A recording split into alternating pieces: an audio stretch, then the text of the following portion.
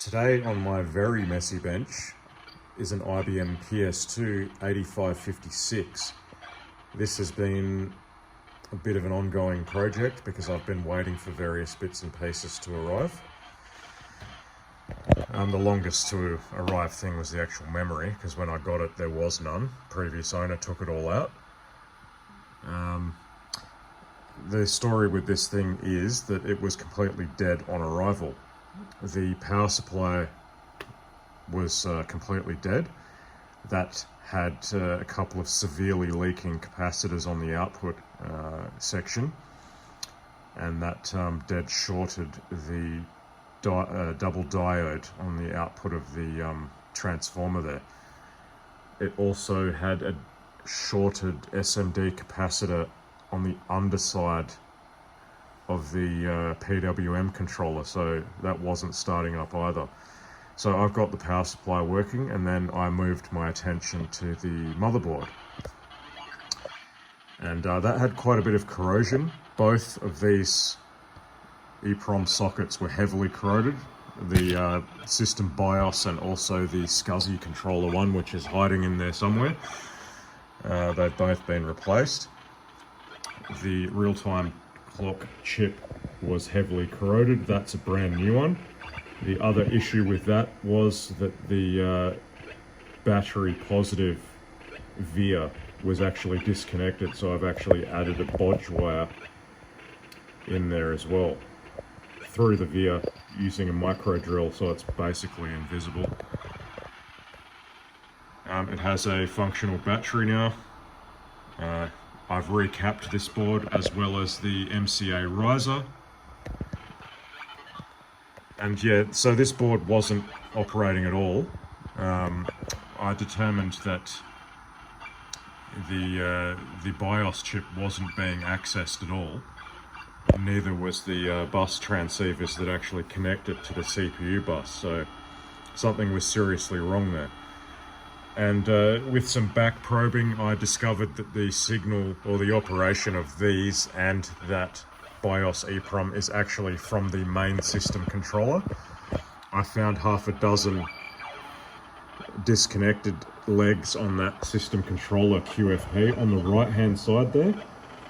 All of the others are absolutely perfect with decent solder joints. I have checked that.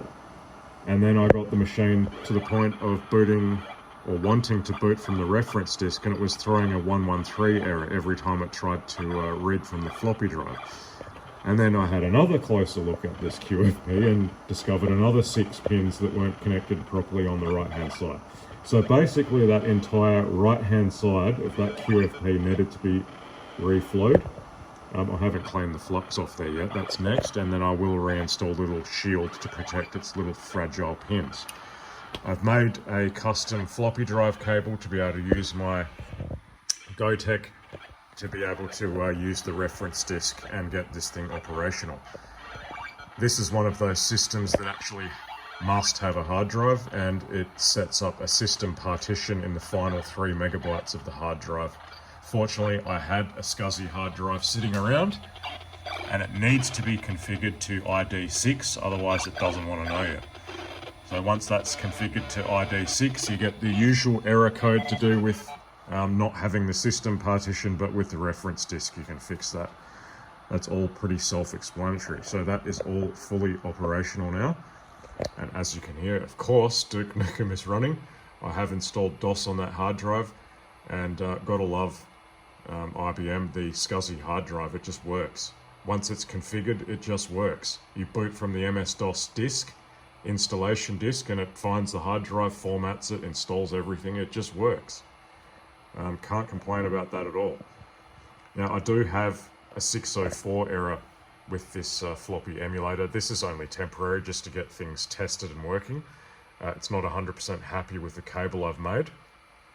There doesn't seem to be a lot of information on how to make this cable to not have that error, but anyway, it works. You just hit F1 to continue after that error pops up, and you can set the machine up.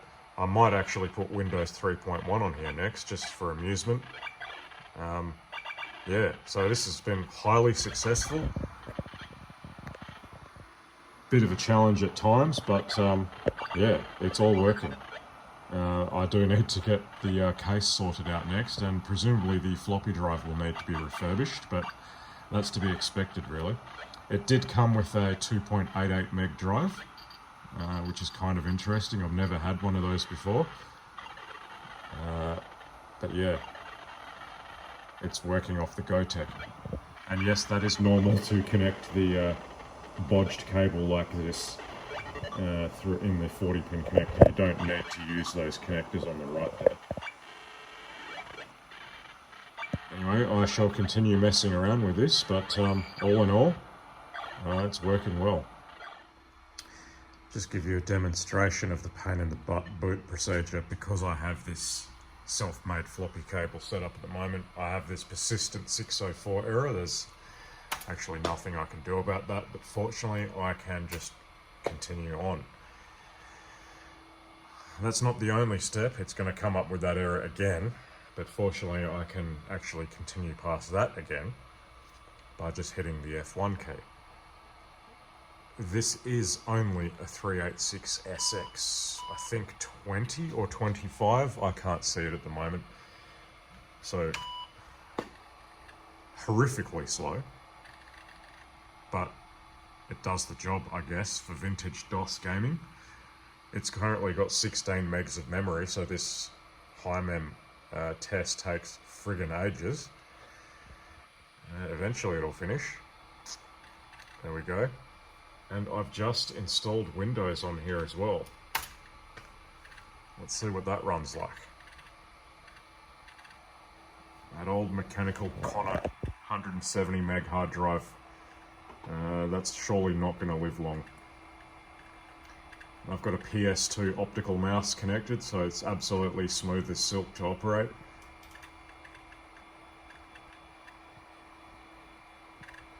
Man, this thing is friggin' slow.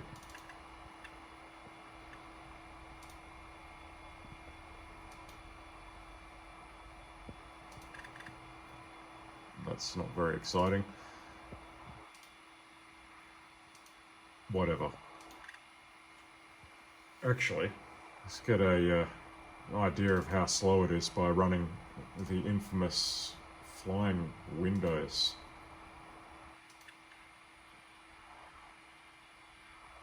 Holy crap.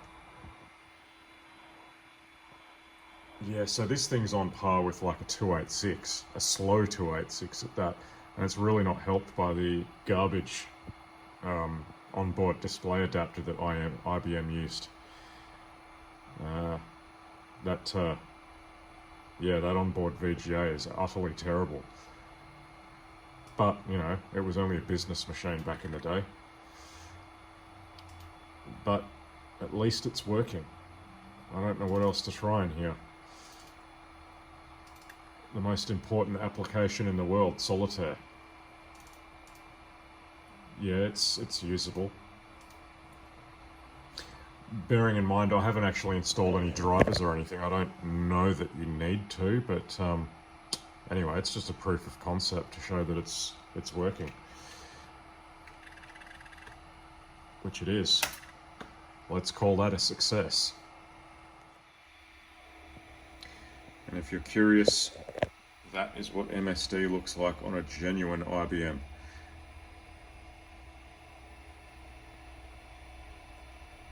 Micro channel.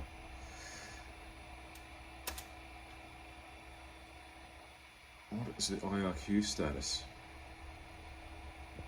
All fairly standard stuff.